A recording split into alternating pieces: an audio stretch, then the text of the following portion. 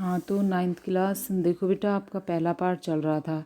ठीक है, कि कहाँ तक हमने इसको पढ़ लिया था कि किस तरह से जो भैरों के यहाँ पे छोटी बच्ची रहती है वो हीरा और मोती को छोड़ देती है। ठीक है, तो हीरा मोती वहाँ से चले जाते हैं। ठीक है बेटा, तो बैलों के माध्यम से यहाँ पर जो प्रेमचंद जी हैं उन्होंने कौन से नीति विषयक मूल्य बताए हैं कि किस तरह से किसकी भावना रहनी चाहिए। हमें मनुष्यों के प्रति हमें हमेशा मित्रता, परोपकार और नारियों के प्रति हमेशा सहयोग की भावना रखनी चाहिए। ठीक है बेटा, और आज़ादी के लिए हमें बड़े से बड़ा जो कष्ट होता है उसे उठाने के लिए हमेशा संघर्षरत रहना चाहिए और दूसरों के प्रति हमेशा सच्ची आत्मीयता का भाव रखना चाहिए। ठीक है बेटा, और क्या बताया है बैलों के माध्यम से कवि ने हमें कि मनुष्य को अत्यधिक सीधा साधा और सहनशील नहीं होना चाहिए। क्योंकि क्यों नहीं रहना चाहिए? क्योंकि जो ज़्यादा सीधा मनुष्य होता है उसको लोग क्या समझते हैं? मूर्ख समझते हैं। ठीक है बेटा, तो कवि ने यानी जो लेखक हैं प्रेमचंद जी, तो प्रेमचंद जी ने बैलों के माध्यम से ठीक है नीति विषयक मूल्य बताए हैं। ठीक है बेटा, तो कहाँ तक हमने पढ़ लिया था कि जो बहरों के यहाँ पे छोटी लड़की होती है वो दोनों बैलों को खोल देती है। ठीक है, तो इससे आगे हम पढ़ते हैं। देखिए,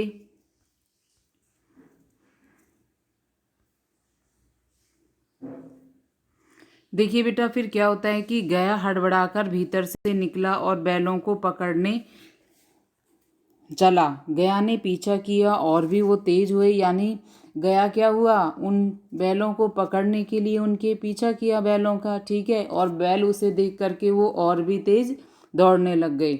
गया ने शोर मचाया, फिर आदमियों को भी साथ लेने के लिए लौटा। दोनों मित्रों को भागने का क्या मिल गया था? मौका मिल गया था। दोनों मित्रों को, किसको? हीरा और मोती को। दोनों मित्रों को भागने का मौका मिल गया। सीधे दौड़ते चले गए, यहाँ तक कि मार्ग का ज्ञान ही उन्हें नहीं रहा। जिस परिचित मार्ग से वो आए थे उसका यहाँ पता न था। नए नए गांव मिलने लगे। तब दोनों एक खेत के किनारे खड़े होकर सोचने लगे कि अब क्या करना चाहिए। ठीक है बेटा, अब क्या हुआ था कि हीरा मोती जिस मार्ग से आए थे, जिस रास्ते से आए थे, अब वो क्या हो गए थे, उस रास्ते को वो भूल गए थे। ठीक है, और दूसरे नए रास्ते पर वो चल पड़े थे और रास्ते में ही उन्होंने क्या देख ली थी? एक मटर की खेती देख ली थी और वहीं पे खड़े होकर के वो मटर की खेती में चढ़ने लग गए थे।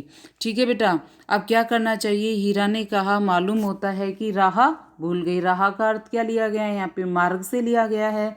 तो हीरा ने क्या कहा था? हम शायद रास्ता भूल गए हैं। तुम भी बेतहासा भागे, वहीं उसे मार गिराना था। उसे मार गिराते तो दुनिया क्या कहती? वह अपना धर्म छोड़ दे, लेकिन हम अपना धर्म क्यों छोड़ें? ठीक है बेटा, क्या बोला था हीरा से मोती ने कि तुम बिना मतलब भागे, तुम वहीं पर उसको मार गिराते। परंतु हीरा ने क्या कहा मोती से कि हमें अपना धर्म नहीं छोड़ना चाहिए, चाहे वो अपने धर्म को छोड़ दें। ठीक है बेटा, क्या बोला था उन्होंने कि हमें हमेशा अपने धर्म को याद रखना चाहिए। दोनों भूख से व्याकुल हो रहे थे। खेत में मटर खड़ी थी, चढ़ने लगे। रह रहकर आहट लेते थे कि कोई आ तो नहीं रहा है।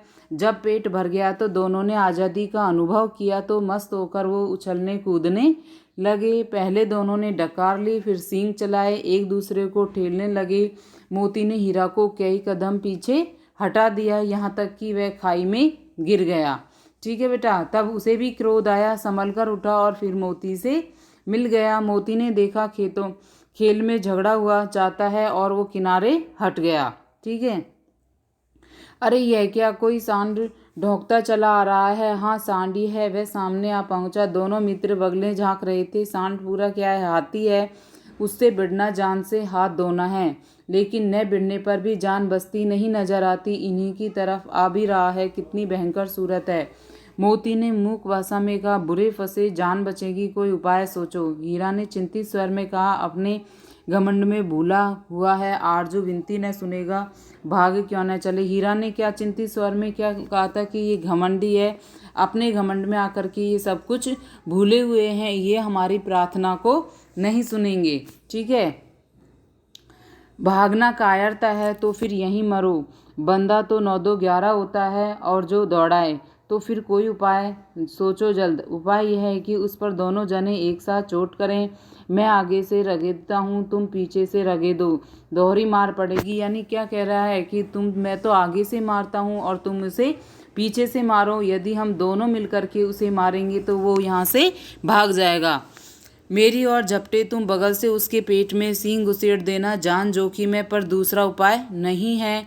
दोनों मित्र जान हथेलियों पर लेकर झपके।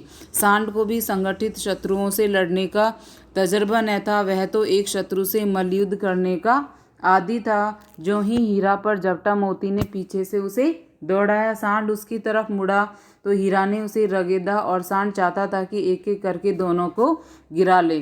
ठीक है बेटा, सांड क्या चाहते थे? सांड को एक से ही लड़ाई करने की आदत थी, उसे दो से वो लड़ाई नहीं कर सकता था। मल्लयुद्ध में क्या होता है, एक से लड़ाई करनी होती है। तो जो सांड था वो भी एक ही से लड़ाई कर सकता था।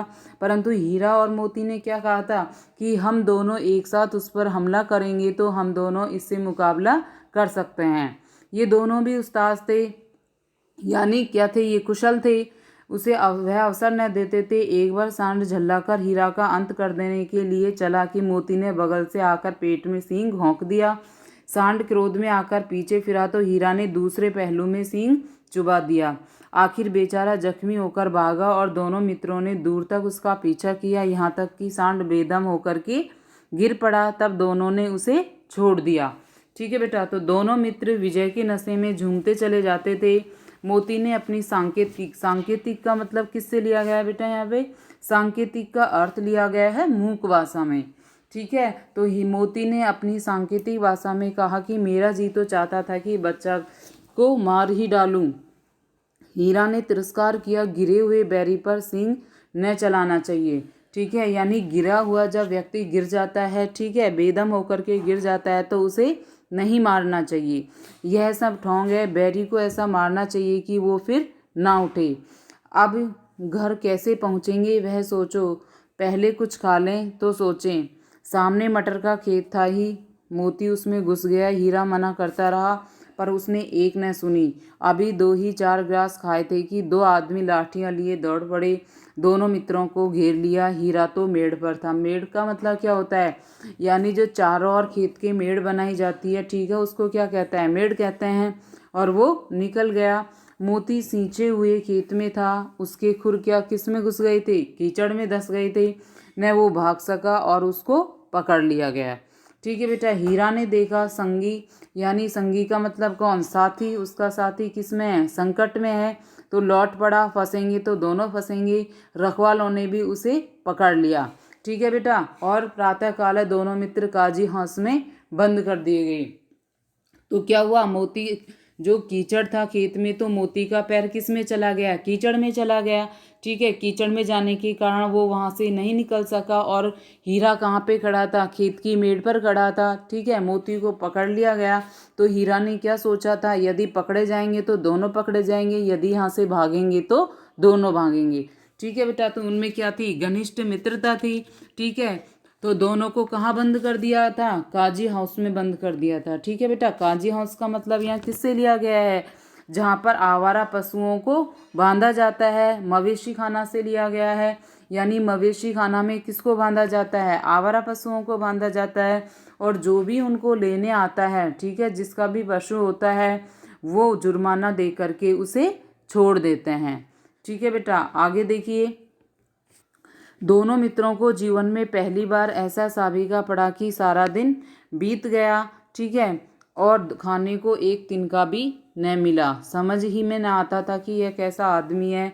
इससे तो गया फिर भी अच्छा था। यहाँ कई भैंसें थीं, कई बकरियाँ, कई घोड़े, कई गधे, पर किसी के सामने भी चारा नहीं था। मवेशी खाना में क्या थे, सारे जानवर थे, पर किसी के सामने भी चारा नहीं रखा गया था। ठीक है बेटा, अब जीवन में पहली बार ऐसा साबिका से मतलब क्या लिया गया है, यहाँ पे सरोकार से लिया गया है।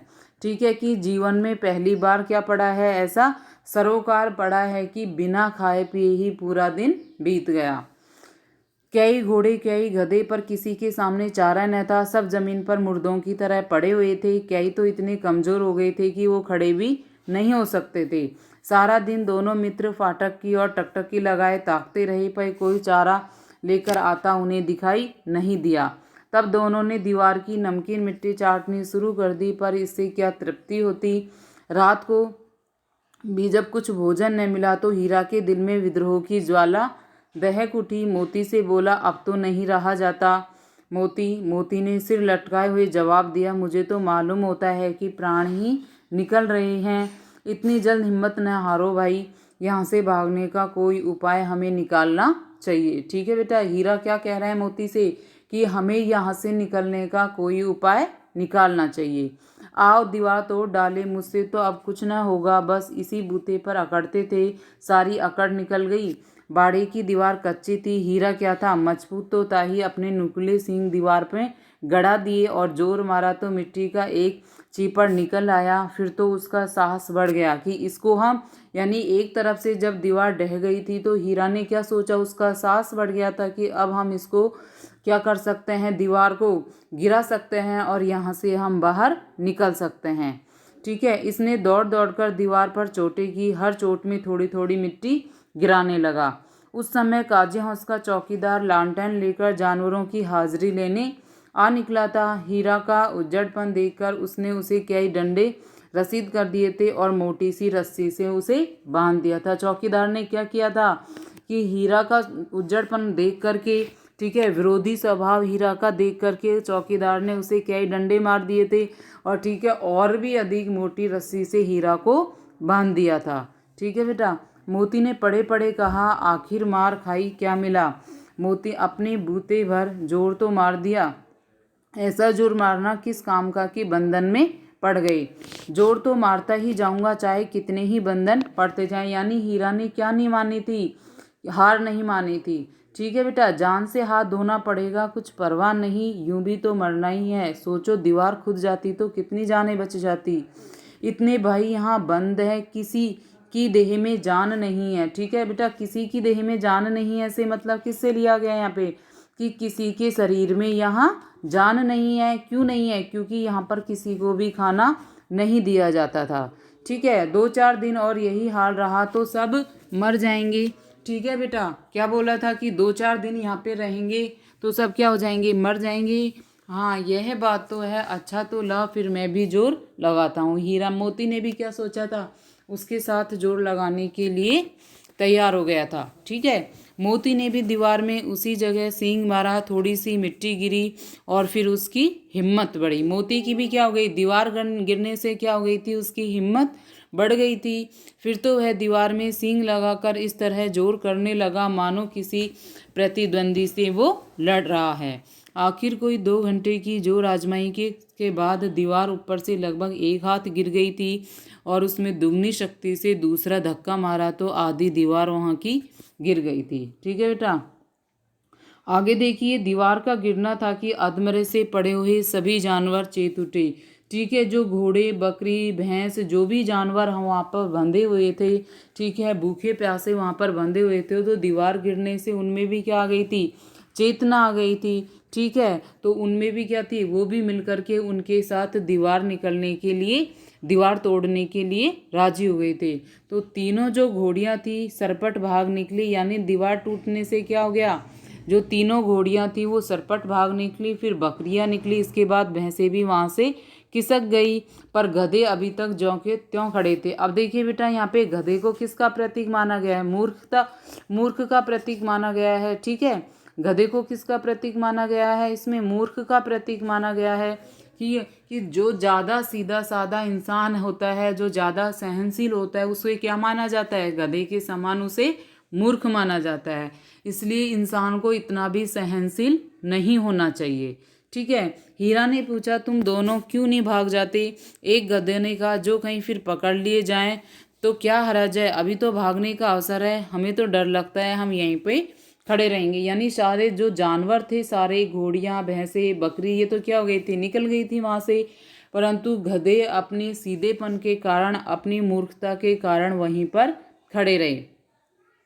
आधी रात से ऊपर जा चुकी थी, दोनों गधे अभी तक खड़े सोच रहे थे कि भागे या ना भागे। मोती अपने मित्र की रस्सी तोड़ने में लगा हुआ था। जब वह हार गया तो हीरा ने कहा, तुम जाओ, मुझे यहीं पड़ा रहने दो, शायद कहीं बेट हो जाए। मोती ने आंखों में आंसू लाकर कहा, तुम मुझे इतना स्वार्थी समझते हो हीरा? हम और तुम इतने दिन एक साथ रहे, आज तुम विपत्ति में पड़ गए तो मैं तुम्हें छोड़कर अलग हो जाऊं? हीरा ने कहा, बहुत मार पड़ेगी, लोग समझ जाएंगे कि यह तुम्हारी शरारत है। मोती गर्व से बोला, जिस अपराध के लिए तुम्हारे गले में बंधन पड़ा उसके लिए अगर मुझ पर भी मार पड़े तो क्या चिंता, इतना तो हो ही गया कि 9-10 प्राणियों की जान बच गई, वे सब आशीर्वाद देंगे। ठीक है बेटा, तो क्या बोल रहे हैं कि अगर मैं यहाँ पे पड़ा रहूँगा तो भी कोई चिंता नहीं है, ठीक है, कि इससे मेरी वजह से 9-10 प्राणियों की जान बच गई, यही मेरे लिए बहुत बड़ी बात है। यह कहते हुए मोती ने दोनों गधों को सींग से मार मार कर बाड़े के बाहर निकाल दिया। तब अपने बंधु के पास आकर वो सो रहा। भोर होते ही मुंशी और चौकीदार अन्य कर्मचारियों में कैसे खलबली मची, इसे लिखने की जरूरत नहीं, बस इतना ही काफ़ी है कि मोती की खूब मरम्मत हुई और उससे भी मोटी रस्सी से मोती को बांध दिया गया था। ठीक है बेटा, क्या हुआ था कि जब सारे जानवर वहाँ से निकल गए थे, ठीक है, तो मोती वहाँ पे बंधा हुआ था, तो चौकीदार जब आया तो मोती की क्या की थी, डंडों से उसकी पिटाई की थी और भी अधिक मोटी रस्सी से उसे बांध दिया गया था। ठीक है बेटा, आगे देखिए। 1 सप्ताह तक दोनों मित्र वहाँ बंधे पड़े रहे। किसी ने चारे का एक तृण भी न डाला, यानी चारे का एक तिनका भी उनको नहीं डाला। ठीक है बेटा, तृण का अर्थ यहाँ किससे लिया गया है? तृण का अर्थ लिया गया है तिनके से। एक बार पानी दिखा दिया जाता था, यही उनका आधार था, यानी सिर्फ उनको पानी पिलाया जाता था और चारा उन्हें नहीं दिया जाता था। दोनों इतने दुर्बल यानी कमज़ोर हो गए थे कि उठा तक उनसे नहीं जाता था। ठिठरियाँ निकल आई थी, यानी हड्डियाँ उनकी निकल आई थी। ठीक है बेटा, आगे देखिए। एक दिन बाड़े के सामने डुग्गी बजने लगी। दोपहर होते होते वहाँ 50-60 आदमी जमा हो गए। तब दोनों मित्र निकाले गए, उनकी देखभाल होने लगी। लोग आगा कर उनकी सूरत देखते हैं, मन फीका करके चले जाते। ऐसे मृतक बैलों को कौन खरीदार होता? यानी क्या बोलना चाह रहे हैं कि वहाँ पर बंदे बंदे वो इतने कमज़ोर हो चुके थे कि कोई भी व्यक्ति उन्हें खरीदने के लिए राजी नहीं हुआ था। ठीक है बेटा, आगे देखिए। सहसा एक दड़ियल आदमी जिसकी आंखें लाल थी, मुद्रा अत्यंत कठोर आया और दोनों मित्रों की कुल्हों में उंगली गूंथकर मुंशी जी से बात करने लगा। उसका चेहरा देखकर अंतर ध्यान से दोनों मित्रों के दिल कांप उठे। वह कौन है और उन्हें क्यों टटोल रहा है, इस विषय में उन्हें कोई संदेह न हुआ। दोनों ने एक दूसरे को भीत नेत्रों से देखा और सिर झुका लिया। ठीक है बेटा, भीत नेत्रों से मतलब यहाँ किससे लिया गया है? भीत नेत्रों से मतलब लिया गया है डरे हुए नजरों से देखा। ठीक है बेटा, भीत नेत्रों से मतलब किससे लिया गया है? डरी हुई उन्होंने नजरों से देखा। हीरा ने कहा, गया के घर से नाहक भागे, अब जान न बचेगी। यानी क्या बोला कि गया के घर से नाहक का मतलब होता है कि हम गया के घर से बेकार में ही भागे, अब हमारी यहाँ पर जान नहीं बचेगी, यानी गया के घर से हमें नहीं भागना चाहिए। ठीक है बेटा, मोती ने अश्रद्धा के भाव से उत्तर दिया। कहते हैं भगवान सबके ऊपर दया करते हैं, उन्हें हमारे ऊपर क्यों दया नहीं आती? भगवान के लिए हमारा मरना जीना दोनों बराबर हैं। चलो अच्छा ही है, कुछ दिन उसके पास तो रहेंगे। एक बार भगवान ने उस लड़की के रूप में हमें बचाया तो क्या अब न बचाएंगे? यह आदमी छुरी चलाएगा, देख लेना, तो क्या चिंता है? मांस खाल सींग हड्डी सब किसी न किसी काम आ जाएंगी। नीलाम हो जाने के बाद दोनों मित्र उस दड़ियल के साथ चले। दोनों की बोटी बोटी कांप रही थी, बेचारे पांव तक न उठा सकते थे, पर बहके मारे गिरते पड़ते भाग जाते, क्योंकि वह जरा भी चाल धीमी हो जाने पर जोर से वो डंडा जमा देता था। राह में गाय बैलों का एक रेवड़ यानी एक समूह हरे हरे हार में चरता नजर आया। सभी जानवर प्रसन्न थे, चिकने चप्पल, कोई उछलता, कोई आनंद से बैठा पागुर करता था। ठीक है, और क्या करता था कि कितना सुखी जीवन था इनका, पर कितने स्वार्थी हैं सब। किसी को चिंता नहीं कि उनके 2 भाई बदी के हाथ पड़े कैसे दुखी हैं। ठीक है बेटा, आगे क्या है? सहसा दोनों को ऐसा मालूम हुआ कि यह परिचित रहा है। हाँ, इसी रास्ते से गया उन्हें ले गया था। वही खेत, वही बाग, वही गांव मिलने लगे। प्रतिक्षण उनकी चाल तेज होने लगी। सारी थकान, सारी दुर्बलता यानी सारी कमजोरी उनकी गायब हो गई। आहा, यह लो अपना ही हार आ गया। इसी कुएं पर हम पुर चलाने आया करते थे, यही वो कुआं है। यानी जिस मार्ग से वो गए थे वही मार्ग वापस से वो आ गया था और वो अपनी जगह को पहचान गए थे। ठीक है बेटा, तो इससे आगे हम कल पढ़ेंगे।